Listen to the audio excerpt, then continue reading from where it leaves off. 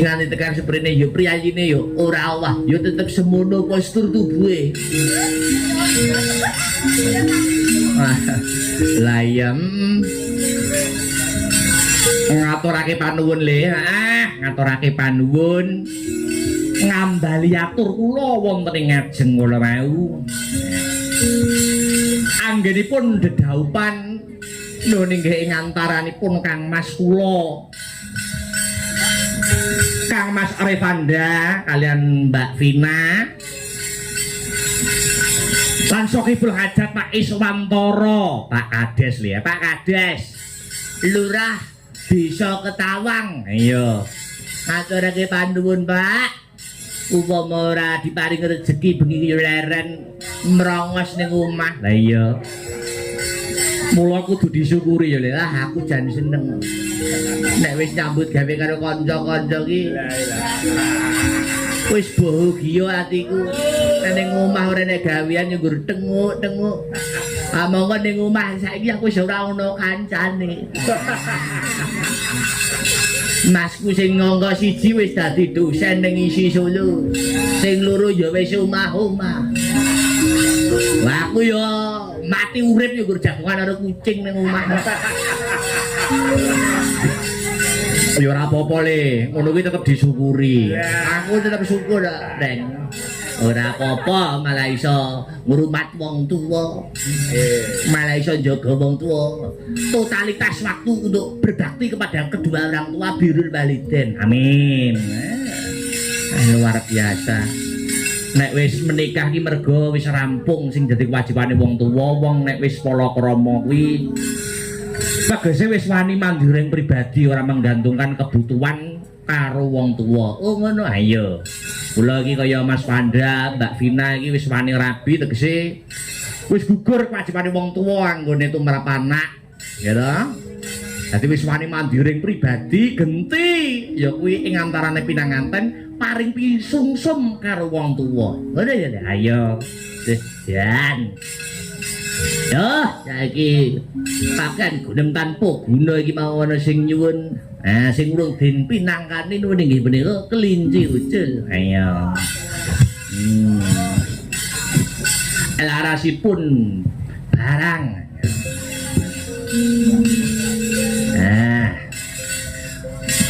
Aku kepengin ku anu sih.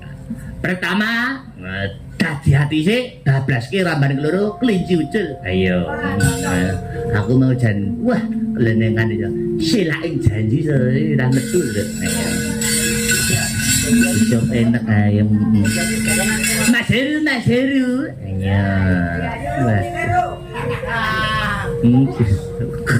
Dalam weh jan lah terus kapile anyir. Sponsor jadi.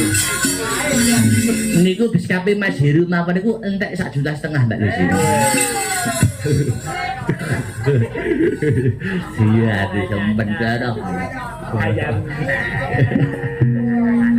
Barang Mas Heru merdeka. Ayo.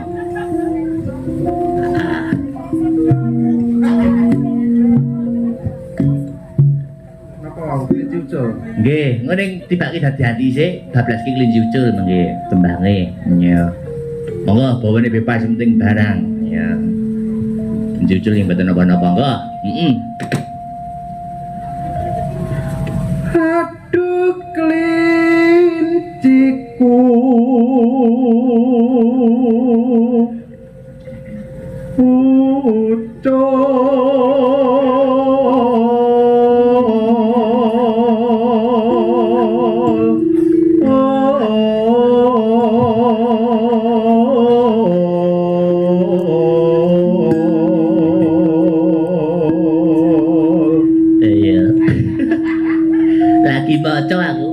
lagi maca pesane Mas Irman jineman yo suwi ora ngono.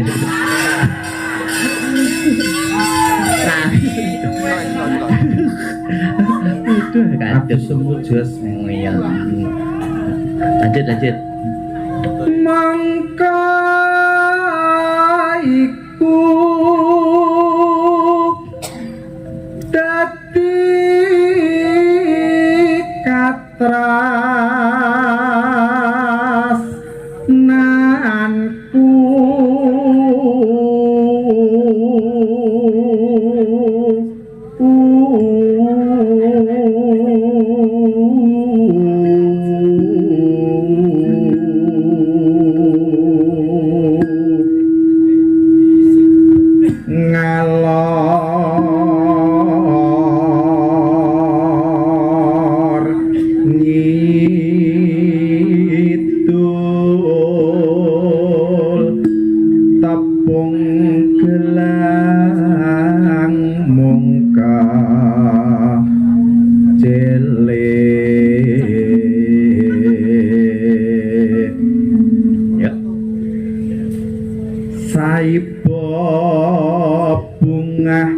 rasaku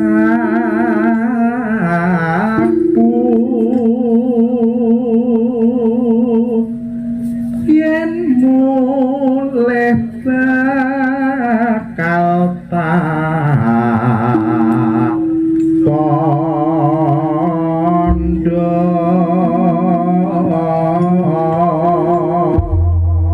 iya Sinta bersama Sri ya berdua ayo lagi lah senjelok kan kowe kudune bersyukur lho Sri kowe tak gandeng Sinta iya Jane kali Mas Nanang mawon Mas kowe iki penghindaan wis suwe ra tekem hati-hati mengke ramban kedua nuwun inggih menika kelinci ucul yo buka celuk monggo coba kaya ngapa